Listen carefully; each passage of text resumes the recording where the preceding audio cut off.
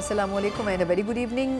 کل حکومت کی طرف سے تقریباً 17,000 ارب سے زائد کا قومی بجٹ پیش کیا گیا. جتنی بھی تنقید کی جائے لیکن بہت سے لوگوں کی یہ رائے ہے, بلکہ ماہرین کی یہ رائے ہے اور اس میں ناقدین بھی شامل ہیں کہ شاید اس سے زیادہ بہتر بجٹ پیش اس وقت کی سچویشن میں نہیں کیا جا سکتا تھا. ایک طرف ہم یہ دیکھ رہے ہیں کہ IMF کا دباؤ اپنی جگہ موجود تھا, کڑی شرائط موجود تھیں, آپ کو بہت سی چیزوں کو بہتر بھی کرنا تھا اور آپ کو اس معاہدے میں رہتے ہوئے ایک ایسا بجٹ لے کے آنا تھا جس میں عوام کے لیے ایک بریتھنگ سپیس تو موجود ہو, لیکن مختلف نئے سیکٹرز کے لیے جس میں انڈسٹریز بھی شامل ہیں, IT بھی شامل ہے, جس میں ایگریکلچر بھی شامل ہے, بہت سی چیزوں کو بہتر کرنے کی ضرورت تھی. پھر یہ بھی توجہ دی گئی کہ ایک ایسی اکانومی جو کہ آلموسٹ ڈیفالٹ کے قریب تھی, اس اکانومی کو دوبارہ آپ نے ICU سے نکال کر اس کو کسی بہتر سچویشن میں لے جانے کی کوشش کی ہے تو اس میں اپریشیٹ ضرور کرنا چاہیے, لیکن بہت کچھ ایسا ہے جو کہ کرنے کو باقی. ایک طرف اگر آپ تاجروں سے بات کریں, بزنس کمیونٹی سے بات کریں یا دیگر سٹیک ہولڈر سے بات کریں تو وہ یہ ضرور کہہ رہے ہیں کہ اس بجٹ میں ضرور بہتری کی گنجائش ہمیشہ ہوتی ہے,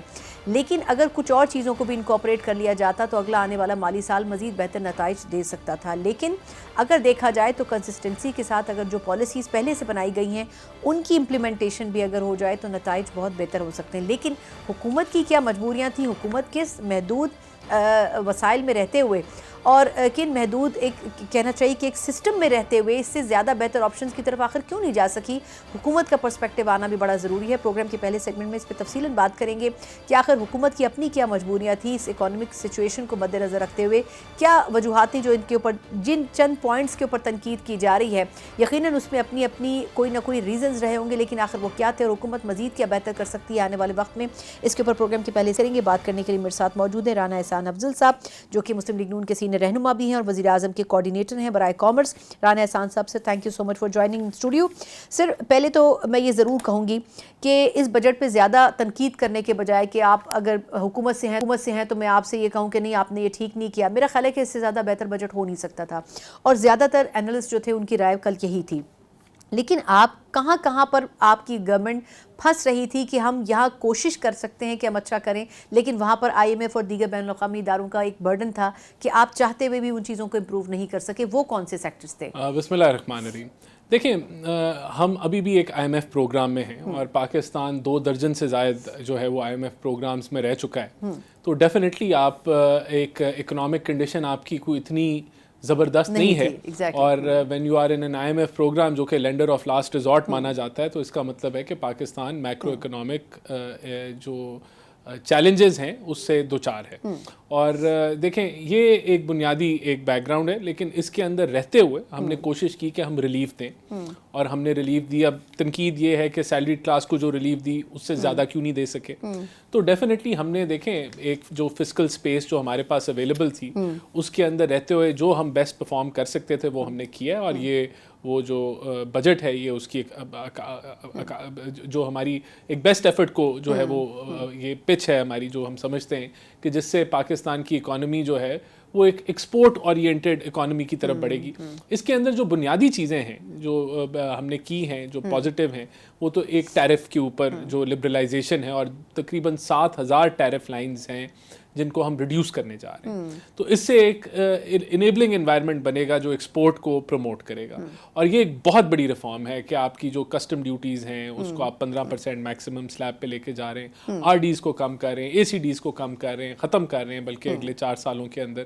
تو یہ ایک بہت بڑی ایسی ریفارم ہے جس سے ایکسپورٹ کا انوائرمنٹ بنے گا, اور جو ایک آپ کی لوکل انڈسٹری رینٹ سیکنگ کے اندر پھنسی ہوئی تھی وہ بھی پروڈکٹیوٹی کی طرف جو ہے وہ جائے گی.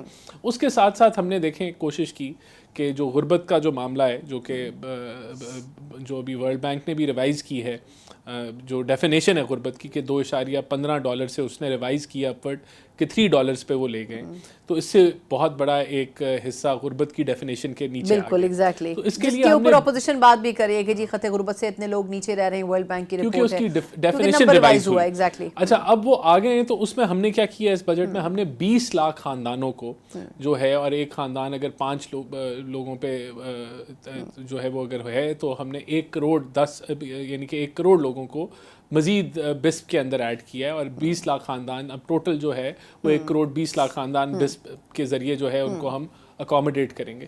دیکھیں باقی یہ جو بجٹ ہے یہ آپ کو بتا رہا ہے کہ ہم فسکل ڈسپلن میں رہیں گے.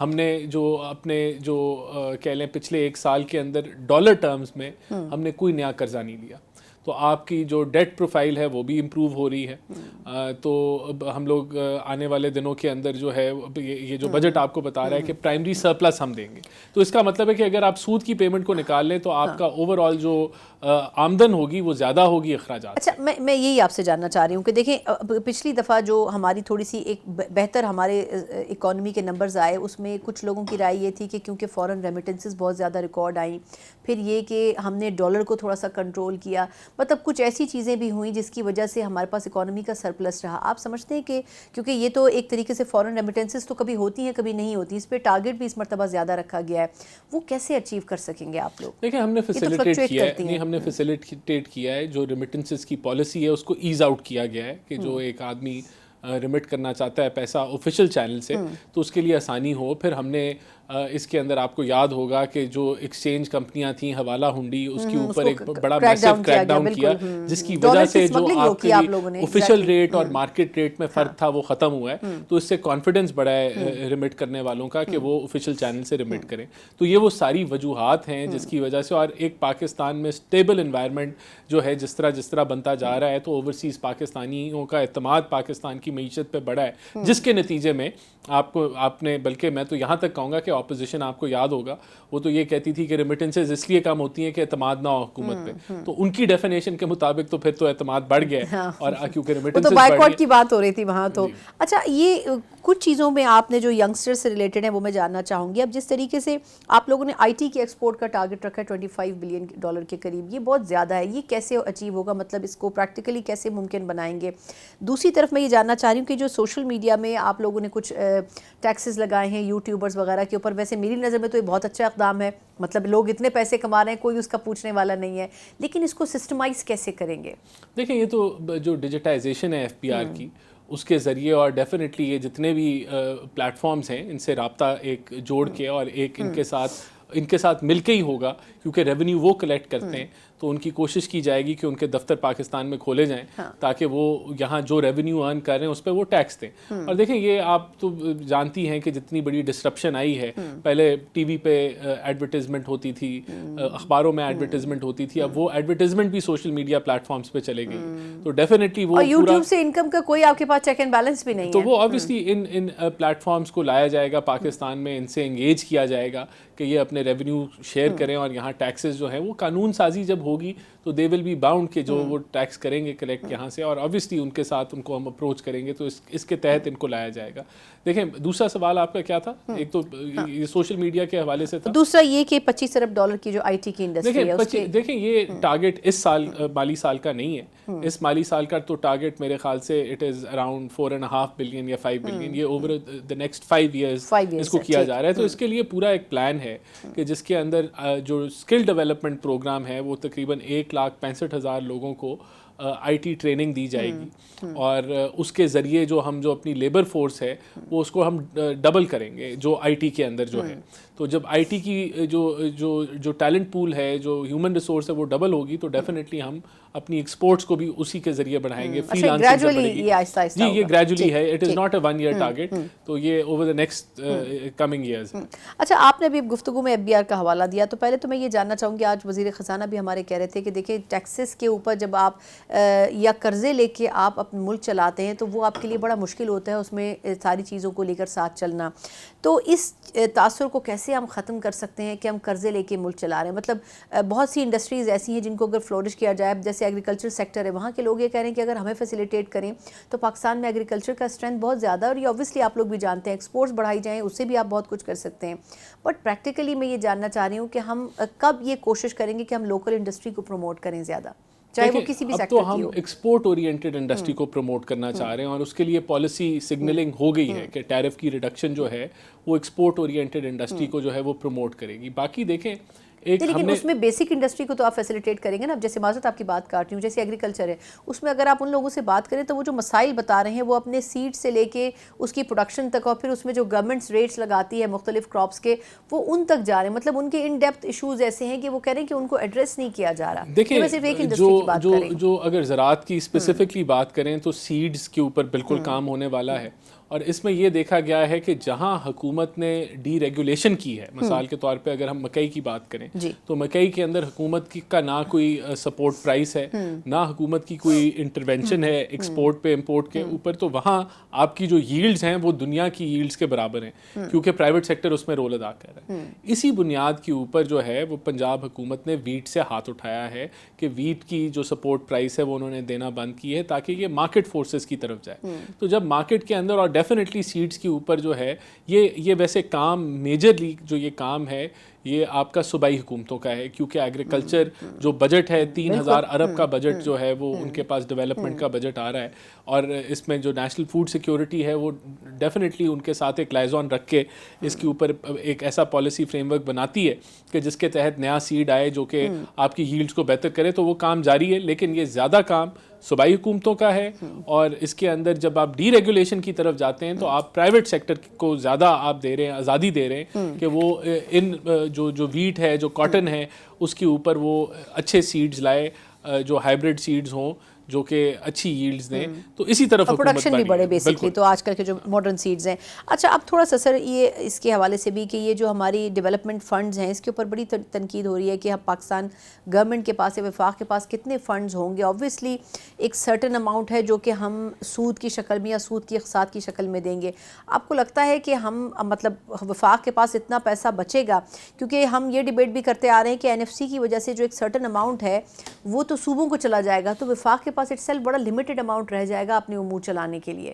دیکھیں ڈیفینیٹلی جو وفاق کے پاس 1000 ارب ہے, لیکن اور جو صوبے ہیں ان کو 3000 ارب کے قریب ان کا ڈیولپمنٹ کا بجٹ ہے. کل ملا کے یہ 4.1 ٹریلین کے قریب یہ بجٹ بنتا ہے. تو وفاق کا جو فوکس ہے وہ اسٹریٹیجک پروجیکٹس پہ ہوگا جو کہ نیشنل انفراسٹرکچر کو یا پورے چاروں صوبوں کو جن کا جو ہے وہ امپیکٹ آئے گا.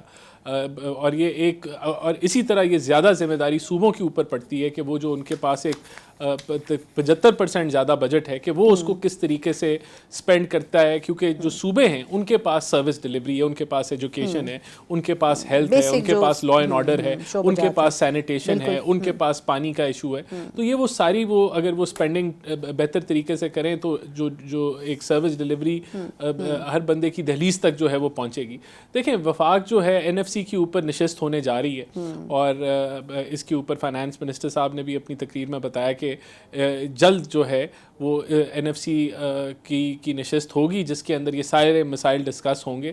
ڈیفینیٹلی وفاق کے پاس اتنی کیپیسٹی نہیں ہوتی, وفاق پورے ملک کی دفاع بھی کرتا ہے, پورے ملک کے قرضے بھی کرتا ہے, اور تو اس کے اوپر نشست جو ہے وہ جلد ہونے جا رہی ہے. تو ادھر صوبوں کی مشاورت کے ساتھ یہ آگے کا لائے عمل طے ہو. ٹھیک ہے. اچھا لاسٹ کوسچن سر وہ یہ کہ آپ کے خیال میں کل کی تقریر سے بھی یہ چیز واضح ہو رہی تھی کہ اس سال تو شاید جو گزشتہ سال تھا اس میں مہنگائی بڑھنے کی رفتار تھوڑی کم تھی, لیکن اگلے سال شاید اس میں تھوڑی سی انکریز ہو سکتا ہے. اس کے لیے پھر آپ آبویسلی کیا کرے گی گورنمنٹ؟ کیونکہ دیکھیں اب قوت خرید تو لوگوں کی بڑی مشکل, حالانکہ مہنگائی کو بہت نیچے لے کے آیا گیا ہے, انٹرسٹ ریٹ کو بہت نیچے لایا گیا ہے, اس کے باوجود بھی لوگوں کی قوت خرید اتنی نہیں ہے. اس کے لیے اب اگلے نیکسٹ ایئر میں آپ لوگوں کی کیا مطلب لائے؟ دیکھیں جب 4.2 کا گروتھ ٹارگٹ اگر ہم اچیو کرتے ہیں تو اس کا مطلب ہے کہ اس سال کے پریکٹیکلی کیسے ہوگا؟ لاسٹ ایئر بھی ہم نے 3.6 کا رکھا تھا نا, لیکن ہم 2.7 پہ کھڑے ہوئے تھے. تو اس سال کیسے ہوگا؟ ڈیفینیٹلی ایک تو 4000 ارب کا جو بجٹ ہے جو گورنمنٹ اسپینڈنگ کرے گی وہ گروتھ کو پش کرے گی. اس کے ساتھ جو IT کے اوپر ہمارا جو ایفرٹ ہے اسکل ٹریننگ کا کہ ہم ایسی ریسورسز پیدا کریں کہ جو جاب مارکیٹ کے لیے بھی ریلیونٹ ہو اور فوری طور پہ وہ اپنی IT سروسز کے اندر بہتری لے کے آئیں. اور پھر اوور آل جو سود کی شرح نیچے آئی ہے تو ہم ایکسپیکٹ کر رہے ہیں کہ پرائیویٹ سیکٹر بھی بوروئنگ کرے گا, انویسٹمنٹ کرے گا, اور اس کے نتیجے میں آپ کی صنعت چلے گی. اور اوور آل جو اکنامک انوائرمنٹ اچھا جا رہا ہے, آپ کی کریڈٹ ریٹنگز بہتر ہیں, تو اس کے اندر ہم دیکھ رہے ہیں کہ اکنامک ایکٹیویٹی پک کرے گی. تو اس امید کے اوپر اور اس پلاننگ کے تحت, اور آبویسلی ہم فیسیلیٹیٹ کریں گے بزنسز کو, ہر سیکٹر کو جس حد تک کریں. ابھی صوبوں کے بجٹ آئیں گے, وہ مختلف سیکٹرز کو جو ہے وہ سپورٹ دیں گے. تو یہ مل کے گروتھ کا ٹارگٹ اگر اچیو ہوتا ہے تو 4.2% گروتھ کا مطلب ہے کہ 16-17 لاکھ جاب کریشن ہوگی اس سال کے اندر. اور اگر یہ ٹارگٹ اچیو ہو جاتا ہے اور 16-17 لاکھ لوگوں کو مزید جابز ملتی ہیں, تو یہ وہ ذریعہ ہوتا ہے کہ جس سے لوگوں کی پرچیزنگ پاور امپروو ہوتی ہے. اگر ایک خاندان کے اندر جب یہ 16 لاکھ خاندان کو ریپرزینٹ کریں گے نا, تو 16-17 لاکھ خاندان جب ارننگ ہینڈ جب بڑھے گا, تو اس کا مطلب ہے کہ ہاؤس ہولڈ انکم میں اضافہ ہوگا, اور اس سے تو گروتھ جو ہے وہ قوت خرید کو جو ہے, اگر اچھا ہائی لیول کا گروتھ ہوگا تو اس کا مطلب ہے کہ قوت خرید بڑھ رہی ہے اور غربت میں کمی آ رہی ہے. تو یہی طریقہ ہوتا ہے, کیونکہ جب تک آپ ایک لو لیول گروتھ پہ سٹک رہیں گے تو اس کا مطلب ہے غربت میں اضافہ ہو رہا ہے. جو اب ہم جب اب کہتے ہیں کہ 45% اگر پاکستانی عوام جو ہے وہ غربت کی شرح سے نیچے ہے, تو اس کی بنیادی وجہ یہ ہے کہ ہم کبھی بھی ایک سسٹینیبل گروتھ کی طرف نہیں گئے, کہ ملک لگاتار 6-7-8-9% سے گرو کر رہا ہے. لانگ ٹرم نہیں ہوتی, شارٹ ٹرم ہوتی. ایگزیکٹلی. اچھا, لاسٹ کویشچن ویسے وقت ختم ہو چکا ہے سر, وہ یہ کہ ابھی آپ نے جس طرح انویسٹرز کی بات کی تھی نا, تو ہم SIFC کی بنیاد بھی تقریباً اسی لیے رکھی گئی تھی کہ جو فورن انویسٹرز ہیں ان کو اٹریکٹ کیا جائے, باہر سے پیسہ لایا جائے. لیکن لوکل انویسٹرز یہ شکایت کرتے ہیں کہ جی ہمیں وہ فیسیلیٹیشن نہیں مل پاتی. مطلب یہ وہ بیسک ایشوز ہیں جو میں آپ سے چاہ رہی ہوں کہ آپ اپنی رائے دیں. ابھی کچھ عرصے کے دوران بڑا اماؤنٹ ایک اچھا خاصا جو ہے وہ دبئی میں انویسٹمنٹ کے لیے لگایا گیا, پھر FBI کو نوٹس جاری کرنا پڑا باقاعدہ کہ جی یہ نہیں ہونا چاہیے, یہ لیگل نہیں ہے. آپ لوکل انویسٹرز کو فیسیلیٹیٹ کرنے کے لیے کیا کریں گے؟ دیکھیں, یہ سارے جو اقدامات ہم نے لیے, جو بجلی سستی ہم نے کی, جو سود کی شرح کم ہوئی, جو اوور آل آپ کی کریڈٹ ریٹنگ ملک کے اندر بہتر ہوئی, تو اس سے سارا یہ انوائرمنٹ جو ہے یہ لوکل انویسٹر کے لیے ہی آسانیاں پیدا ہو رہی ہیں. اگر ہم ایک جو ہے آپ کے ریزروز بڑھ رہے ہیں, آپ کی اکانومی سٹیبل ہے, آپ کی کرنسی سٹیبل ہے, تو یہ ساری اسٹرینتھن کرتی ہے لوکل انویسٹر کے اعتماد کو کہ وہ انویسٹ کرے. اب آپ دیکھیں کہ اسٹاک مارکیٹ جو ہے اس کا جو اس کا رجحان جو ہے وہ گواہی دے رہی ہے کہ جو انویسٹر کانفیڈنس ہے وہ بڑھ رہا ہے. سرویز جو ہوئے وہ بھی انویسٹر کانفیڈنس. تو دیکھیں, کبھی بھی کسی بھی ملک میں فارن انویسٹمنٹ تب تک نہیں آئے گی جب تک لوکل انویسٹر انویسٹ نہیں کرے گا. اور ہم سمجھتے ہیں کہ لوکل انویسٹر کا جو کانفیڈنس آ رہا ہے اور جو سروس بتا رہے ہیں کہ لوکل انویسٹر آگے انویسٹ کرے گا. اور دیکھیں, ایک اور جو بنیادی چیز ہے کہ جب تک آپ کی ایک میکرو اکنامک اسٹیبلٹی نہیں آتی کسی ملک میں, تو وہاں بھی انویسٹمنٹ نہیں آتی. ہم CAA نیگیٹو سے آج B نیگیٹو پہ ہیں ود اے پازیٹیو آؤٹ لک. تو میں سمجھتا ہوں کہ جو کریڈٹ ریٹنگ پاکستان کی بہتر ہوئی ہے, اس سے بھی مزید ایسا ماحول بنے گا. اور اگر مزید بہتر ہوتی ہے تو وہ ماحول بنے گا کہ انویسٹر, فارن انویسٹر بھی آئے گا اور لوکل انویسٹر بھی انویسٹ کرے گا. بہت بہت شکریہ رانا احسان افضل صاحب. پالچ کے ساتھ یہ حکومت کوشش تو کر رہی ہے, لیکن اب نتائج کس حد تک ہوں گے, اوبویسلی اس کے لیے ایفرٹ جو ہے وہ کنٹینیوس ایفرٹ کی ضرورت ہے. ایک مختصر وقفہ اور اس کے بعد اپوزیشن کی رائے اس حوالے سے کیا ہے, موجودہ سیاسی صورتحال بھی اور بجٹ کے بعد بھی اس پر ان کا موقف لیں گے ایک بریک کے بعد. بریک کے بعد ایک بار پھر آپ کو خوش آمدید کہتے ہیں. جس طرح ہم نے پہلے سیگمنٹ میں بات کی کہ کس طریقے سے حکومت کوشش تو کر رہی ہے کہ اپنے بجٹ کے حوالے سے ڈیفینڈ بھی کر سکے اپنی پوزیشن کو, پھر جو لمیٹڈ ذرائع اس کے پاس تھے ان کو مد نظر رکھتے ہوئے جو بجٹ ہے اس کو عوام دوست کہہ سکے. لیکن بہت زیادہ اس حوالے سے ستائش نہیں ہو رہی, بلکہ اپوزیشن نے تو بہت شروعاتی ٹائم میں ہی اس بات کے اوپر اپنا جو سٹیٹمنٹ ہے یا بیان ہے وہ دے دیا تھا کہ وہ اس بجٹ کو نہ صرف رد کرتے ہیں بلکہ اپوزیشن کی طرف سے یہ بھی کہا گیا ہے کہ یہ عوام دوست بجٹ ہرگز نہیں ہے. کل جس طرح قومی اسمبلی میں بھرپور احتجاج اپوزیشن نے کیا, وہیں دیکھ کے اب یہ لگ رہا ہے کہ حکومت کے لیے اوبویسلی اس بجٹ کے حوالے سے دیگر چیلنجز بھی ہو سکتے ہیں, کیونکہ جو بزنس کمیونٹی ہے وہ بھی کوئی خاص اس کے حوالے سے کوئی بہت مثبت رائے نہیں رکھتی ہے. دوسری طرف خان صاحب کے کیسز کے حوالے سے جہاں پولیگرافک ٹیسٹ وغیرہ اور اس قسم کے دیگر جو لوازمات ہیں ٹیکنیکل, ان کے حوالے سے دباؤ بڑھتا محسوس ہو رہا ہے, وہیں خان صاحب کی رہائی کے لیے بھی اپوزیشن کی جو جماعت ہے پاکستان تحریک انصاف وہ بھی اب بھرپور تیاری کر رہی ہے. کس حد تک اب اس تمام چیز کو آگے لے کر چلے گی, اسی کے اوپر بات کریں گے. بات کرنے کے لیے موجود ہیں پاکستان تحریک انصاف کے سینئر رہنما رؤوف حسن صاحب. رؤوف صاحب بہت شکریہ سر آپ کے قیمتی وقت کا. سر پہلے تو یہ جاننا چاہوں گی کہ بھرپور تیاری ہوتی رہی, IMF کی انسٹرکشنز آتی رہیں, اس کے اوپر تمام ڈسکشنز ہوتے رہے, لیکن جو بجٹ سامنے آیا ہے وہ آپ کو according to expectation obviously opposition کو تو نہیں لگے گا, لیکن آپ سمجھتے ہیں کہ جو سچویشن تھی اس میں شاید حکومت کے پاس کرنے کے لیے کوئی بہت زیادہ آپشنز بھی نہیں تھے؟ تھینک یو ثنا. دیکھیے, میں آپ کو ایک دو باتیں بتاتا ہوں, اس سے آپ کو اندازہ ہو جائے گا کہ حکومت کے رویے کیا ہے. ये बजट से चंद ही दिन पहले आपने पढ़ा होगा कि चेयरमैन सेनेट और नेशनल असेंबली के स्पीकर की तनख्वाहें जो थी वो कोई 2.5 लाख से बढ़ा के 13.5 लाख ईच कर दी गई हैं। और इस 13.5 लाख का 50% जो है उनको मजीद अलाउंसेस की शक्ल में दिया गया है। दैट मीन्स कि 2.5 लाख से 20 लाख रुपया अप्रॉक्सीमेटली दोनों की तनख्वाहें कर दी गई हैं। तो ये तो हुकूमत की लेविश स्पेंडिंग की एक मिसाल है। उसके बाद बजट के अंदर प्रेसिडेंसी के एक्सपेंसेस बढ़े हैं, प्राइम मिनिस्टर हाउस के एक्सपेंसेस बढ़े हैं। इसके अलावा आपने जो सारे साल में देखा है कि जो किसानों का हाल किया गया है, ट्रेडर्स का जो हाल किया गया है, बिजनेसेस का हाल जो किया गया है, वो आपके सामने है। तो प्राइमरली मैंने ये 2-3 मिसालें आपको सिर्फ इसलिए दी हैं कि जो प्रायोरिटीज हैं इन्वर्टेड हैं। अब जहां स्पीकर नेशनल असेंबली और चेयरमैन सेनेट की और प्रेसिडेंसी और प्राइम मिनिस्टर हाउस के अखराजात जो हैं, अखराजात तो ड्रास्ट बहुत बड़ी मिकदार में बढ़ाए गए हैं। वहां आप मुझे ये बताइए कि जो एक गरीब तबका है, और मैं आपको सिर्फ ये कहने से पहले एक और आपको रिपोर्ट का मैं रेफरेंस दे दूं। वर्ल्ड बैंक ने कहा है कि जी जो इस वक्त पाकिस्तान में बिलो पॉवर्टी लाइन जो लोग हैं उनकी तादाद 44.8% है। ये वर्ल्ड बैंक की फिगर्स है, लेकिन एक और अंदाजे के मुताबिक ये फिगर जो है ये 60% से ज्यादा है।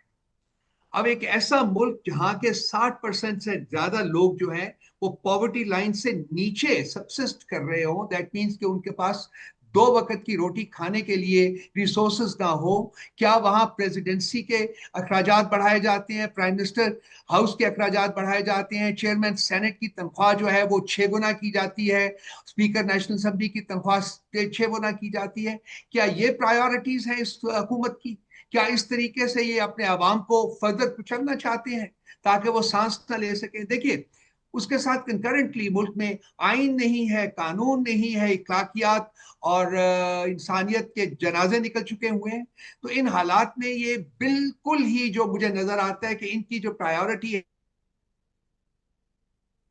है, तमाम तबकात और खासकर गरीब तबकात जो है, जो अंडर प्रिविलेज तबकात हैं, उनका गला जो है वो घोंटा जाता रहे। तो इस किस्म के बजट के ऊपर आप क्या और कमेंट करेंगे? बाकी हमने पार्टी ने आज भी, कल भी प्रेस कॉन्फ्रेंस की है, आज भी हम उसके जो वेरियस कंपोनेंट्स हैं उनके ऊपर हम डेली प्रेस कॉन्फ्रेंस कर रहे हैं। आज किसानों का जिस तरीके से यहाँ एक्सप्लॉयटेशन की गई है पिछले साल में, और इस बजट में उनको कुछ भी नहीं दिया गया बल्कि मजीद सख्तियां बढ़ाई गई हैं, इसकी डिटेल्स हम दे रहे हैं। इसी तरह से आइंदा 5, 6, 7 दिन आने वाले दिनों में रोज से एक सब्जेक्ट के ऊपर बजट के कॉन्टेक्स्ट में हम उसको लेके आगे बढ़ेंगे। सो इंशाल्लाह ताला इन एक हफ्ते 10 दिन के बाद एक हम अप जिसमें कि एक क्रिटिक होगी पूरी जो बजट की प्रायोरिटीज जो है हमारे सामने आई हैं। दुरुस्त। अच्छा सर, इस हवाले से एक आखिरी मुख्तसर सवाल की, वैसे तो गवर्नमेंट एक तरक्याती बजट कह रही है, लेकिन आपको लगता है कि इसको तरक्याती बजट कहना चाहिए? दूसरा, हम देख रहे हैं कि पंजाब असम्बली में जो पंजाब में बजट पेश होना है उसमें तकरीबन 1353 के करीब नए स्कीम्स मुतारिफ कराई जाएंगी। एक तरफ हम ये कह रहे हैं कि हमारे पास मुल्क चलाने के लिए पैसे नहीं हैं, हम सालों से खसारे में चल रहे हैं, अखराजात ज़्यादा हैं, आमदन कम है। दूसरी तरफ हम देख रहे हैं कि ख़ास तौर पर पंजाब में जिस स्पीड के साथ तरक्याती मंसूबे शुरू हो रहे हैं, आपको क्या लगता है कि पीएसडीपी का जो फंड है वो उसमें ज़्यादा फोकस पंजाब है या फिर बाकी सूबे उस तरीके से काम नहीं कर पा रहे? देखिए, ये तो सही बात है ना कि पंजाब को प्रायोरिटी दी जा रही है, क्योंकि सेंटर में भी पंजाब की हुकूमत है और पंजाब में भी पंजाब की हुकूमत है, एक ही फैमिली की हुकूमत है, तो लाजमी बात है उसको प्रायोरिटी दी जा रही है। क्योंकि इनका तो सियासी जनाजा निकला हुआ है। आप ये रिट्रीव करने की कोशिश करेंगे ग्राउंड जो कि ये यूज कर चुके हुए हैं, लेकिन ये हो नहीं सकेगी।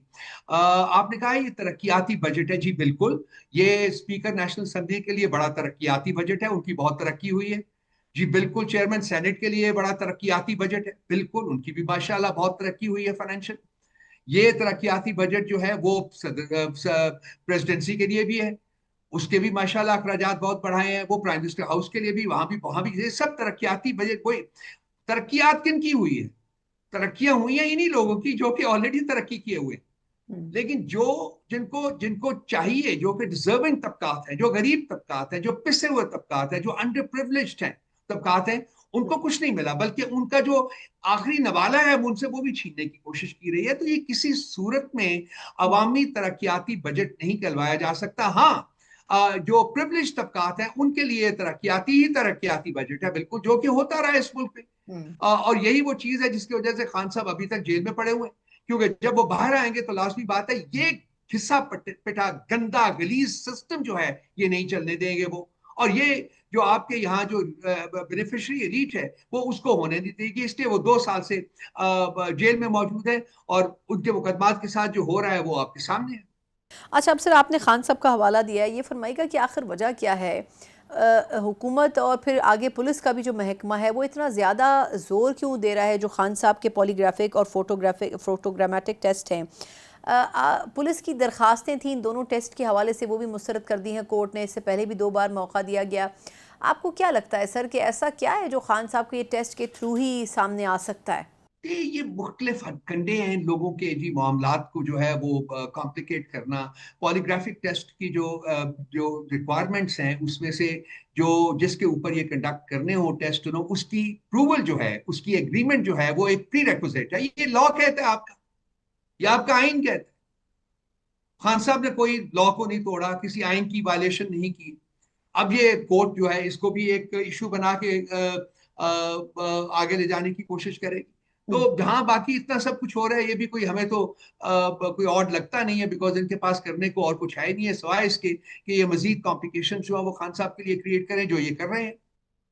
सर लेकिन अब जिस तरह अपोजिशन ये सोच रही थी कि हम एक कोई एहतजाजी तहरीक भी शुरू करेंगे, मुज़ाकरात की बात तो हुई थी, इस पे हमने आपसे पहले भी एक दफ़ा जिक्र किया था, लेकिन अब आप किस तरह करेंगे? मतलब पिछली ईद का हवाला था, अब अगली ईद आ गई है, ये अब एहतजाजी तहरीक का लाहे अमल क्या तय किया जा रहा है?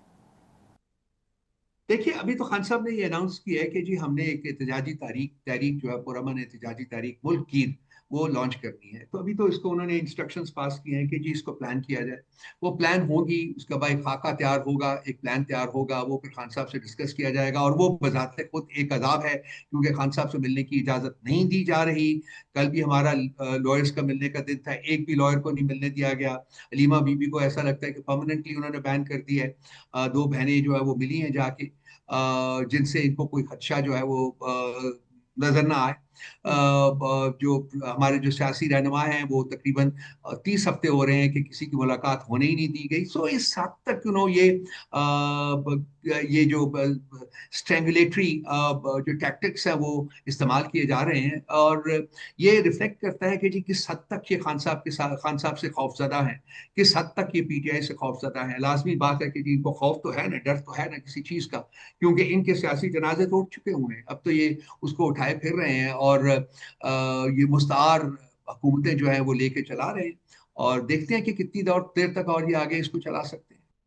लेकिन सर जिस तरह आपने भी हवाला दिया, आपके ख्याल में फिर ऐसे माहौल में बातचीत कैसे हो सकती है? क्योंकि हुकूमत से अगर बात करें तो वो तो अभी भी कह रहे हैं कि जी बातचीत के लिए दरवाजे खुले हैं, लेकिन बज़ाहिर जिनसे बात करना चाहती है पीटीआई वो तो खामोश हैं। तो अब इस खामोशी से क्या मतलब समझा जाए? कहीं ना कहीं तो कोई राह हमवार करने की ज़रूरत है ना अपोजिशन और हुकूमत के बीच में। देखिए सना, हम तो खान साहब जाती तौर के ऊपर बसा औकात कह चुके हैं जी कि हम एस्टेब्लिशमेंट से बातचीत करने के लिए तैयार थे और तैयार हैं। और यही हमारी कंटेंशन है, यही हमारी पोजीशन भी है। हुकूमत के से बात करके हम बातचीत हमने करके देख लिया था। आपको याद है 7 हफ्ते में ये लोग खान साहब की मुलाकात भी नहीं करा सके थे, एक जो कि इन्होंने वादा किया था कि एक दिन में हम करा देंगे। तो हमें ये बिल्कुल एहसास है, इस चीज़ का बिल्कुल यकीन है कि उनके पास कुछ नहीं है। और मुज़ाकरात उन्हीं से किए जाते हैं जिनके पास ताकत हो, जिनके पास कुछ देने को हो, और उनके साथ बैठ के बातचीत की जाए, माहौल किया जाए।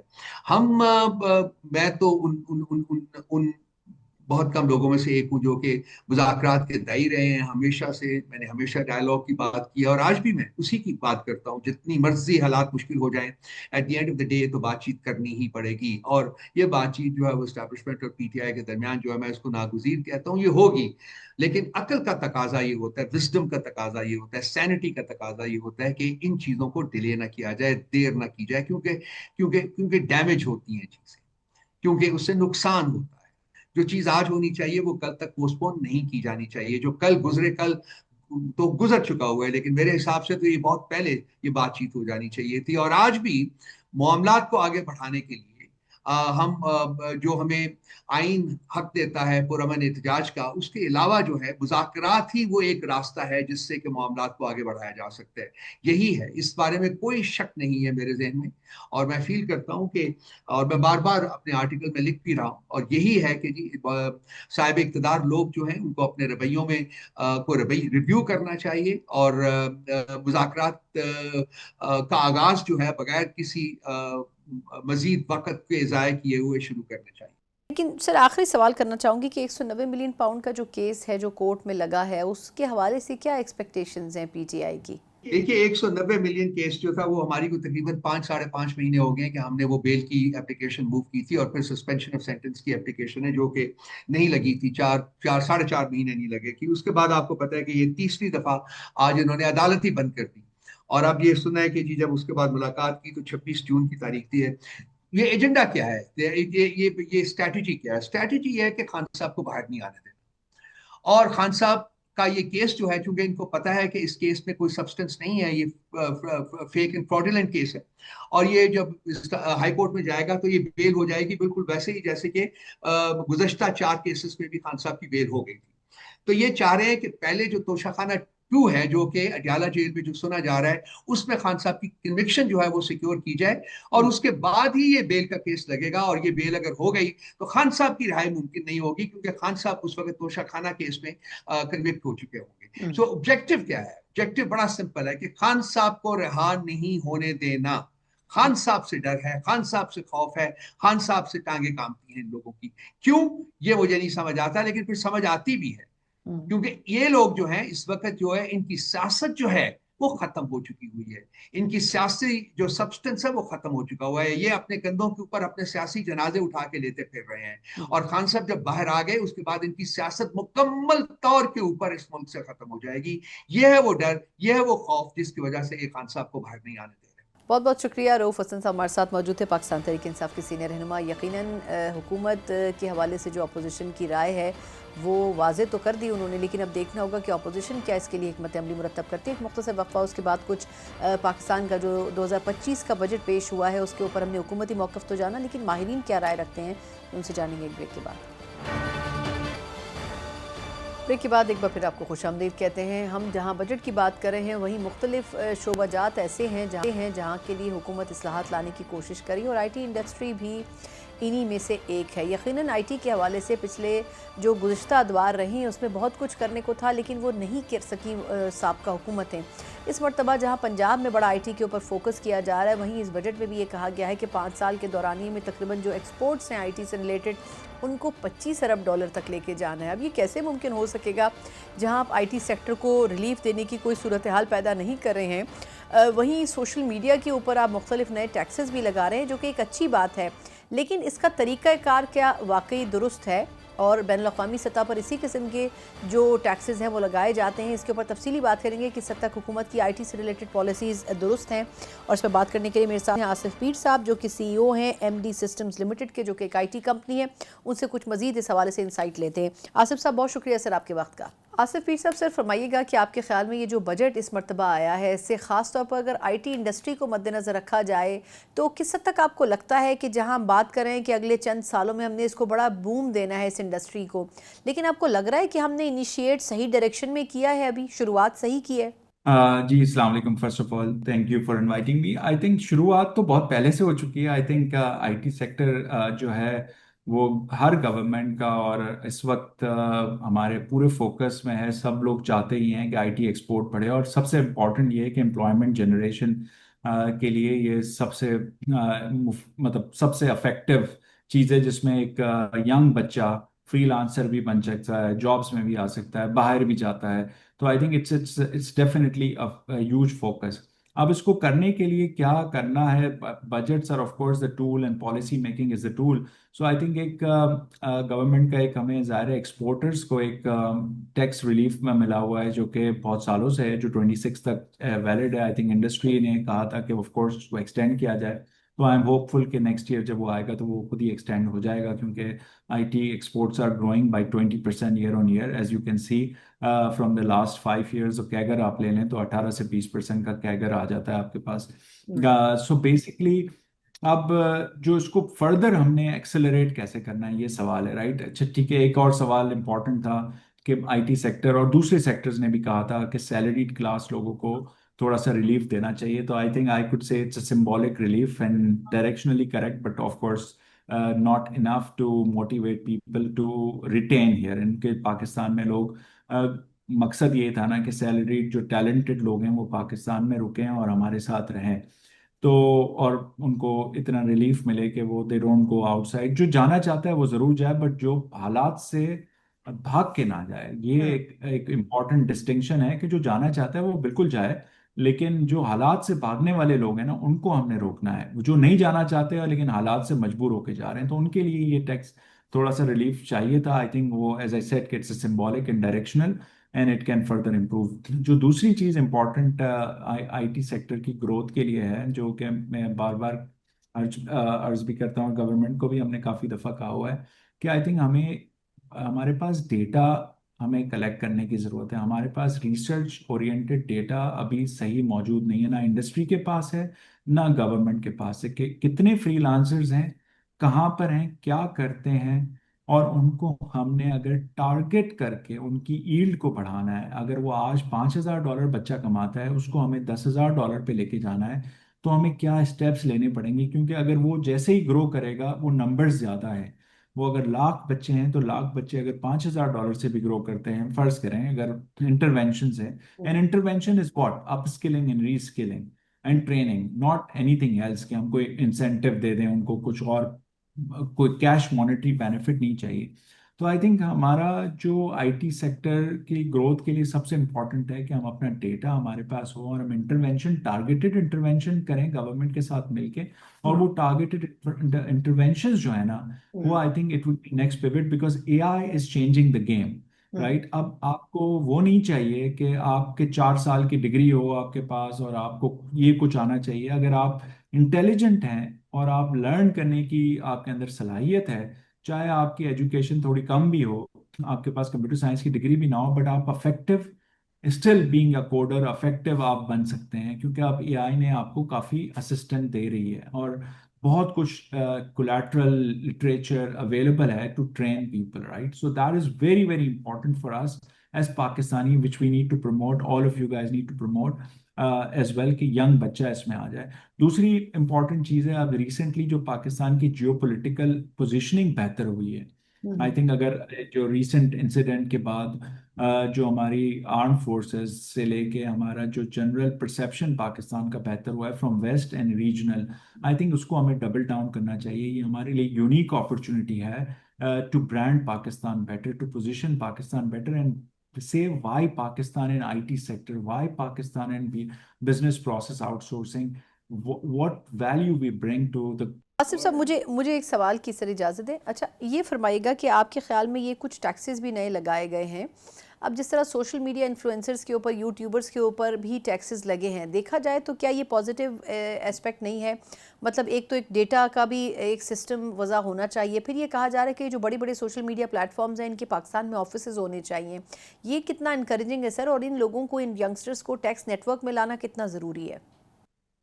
آئی تھنک اٹ ڈپینڈس کہ اس کے دو سوال ہیں، ایک تو اگر یہ جتنی بھی بڑی آرگنائزیشن جو آپ نے کہا ان کو آفیسز کھلیں گے اگر پاکستان میں، تو یہ تو پاکستان کی پازیٹیو برانڈنگ ہے، we can say that Google is in Pakistan and they have their offices, their reps, تو وہ ایک جنرل بزنس انوائرمنٹ کے لیے، ایک ایکو سسٹم کے لیے یہ تو بہت اچھی بات ہے، اور یہ ہمیں انکریج کرنا چاہیے، اور پاکستان میں یہ کمپنیاں آئیں، اور it will be a very good positive branding. جہاں تک ٹیکس کا یہ سوال ہے، آئی تھنک اس میں ڈسٹنکشن کرنے کی ضرورت ہے کہ کون سے جینون فری لانسر ہیں اور کون سی کارپوریشن یہ کام کرتی ہیں اور وہ ٹیکس دینا چاہیے ان کو، رائٹ؟ سو وہ ڈسٹنکشن اگین ڈیٹا کی بیسس پہ ہی ہو سکتا ہے کہ if you are a freelancer and you are making only $5,000 a year or $10,000 a year as a freelancer, as an individual, then yeah, you are exempted. But if you are running a full-fledged show and doing something, then of course as a corporate جو ہم normal taxation جو بھی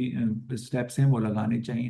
ایک ہماری یہی ایک demand تھی ایک انڈسٹری کی بھی کہ دیکھیں دو چیزیں، ایک فری لانسر ہے، ایک ریموٹ ورکر ہے، اگر آپ ابھی جو کرنٹ اسکیم ہے کہ اگر آپ ریموٹ ورکر بن جاتی ہیں فرض کریں خود، اور آپ کہتی ہیں میں باہر سے مجھے سیلری کوئی دبئی سے آ کے میرے اکاؤنٹ میں ڈال دے، تو آپ ٹیکس سے ایگزمپٹ ہو جاتی ہیں. آپ 0.25% یا 1% ٹیکس دے کے آپ ایک اتنا ہی ٹیکس دیتی ہیں. آپ میرے پاس جاب کرتی ہیں، آپ ٹپکلی پاکستان میں سیلری لیتی ہیں اپنی نیوز نیٹ ورک سے، تو آپ کو 35%، 30%، 25% جس بھی سلیب میں آپ فال کرتے ہیں اس میں آپ کو ٹیکس دینا پڑتا ہے. تو ایک بہت بڑا ڈیلٹا کریٹ ہو جاتا ہے. تو یہ ایک بہت بڑا امپورٹنٹ انڈسٹری کے لیے، جو کہ جینون انڈسٹری ہے، جو ہم لوگ کارپوریٹ ہیں، کیونکہ ہمارا تو ایٹ سورس ڈیڈکٹ ہم کو کرنا ہی پڑتا ہے. ہمارے پاس 7,000 لوگ ہیں، ہم ان کو یہ نہیں کر سکتے کہ باہر سے پیسے دیں گے، right? So we have to deduct at source. But یہ بندہ اب جب میرے پاس دوسرے کمپیٹیٹر آ کے اس کو آفر کرتے ہیں کہ تم میرے پاس آ جاؤ، میں تمہیں باہر سے سیلری دوں گا،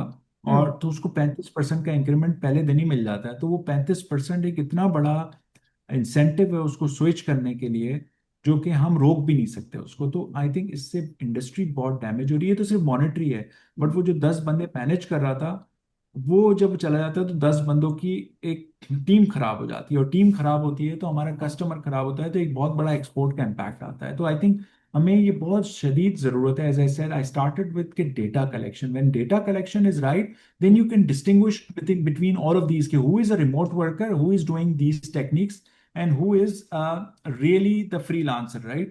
So real freelancers identification is the key for enforcing these disciplines, right? So whether tax or not tax, and upskill and reskill, چاہے کوئی بھی آپ ڈیجیٹل مارکیٹر ہو، آپ کو اور نئی اے آئی بیسڈ مارکیٹنگ کرنی ہے. آپ دیکھیں، آپ گوگل نے ایک نیا ٹول نکالا ہے، 3 منٹ کے اندر آپ اس کو پرومپٹ دیں، آپ کو ایک نئی ایڈورٹیزمنٹ بن جاتی ہے، اور with flashy results, right? So if you don't train individuals and they go with the traditional approach of advertising and marketing and blogging, so I think then the content will not be too powerful. So that's what my point is, کہ we have to make sure کہ ہم لوگ اپنے بچوں کو اپ skill اور ری skilling پہ بہت فوکس کریں. اور گورنمنٹ کے پاس جتنے بھی پیسے انہوں نے کہیں بھی لگانے ہیں ٹریننگ میں، آئی تھنک پریسیشن کے ساتھ لگائیں، ٹارگیٹڈ لگائیں، not just opening the centers and just saying that we are done with it, right?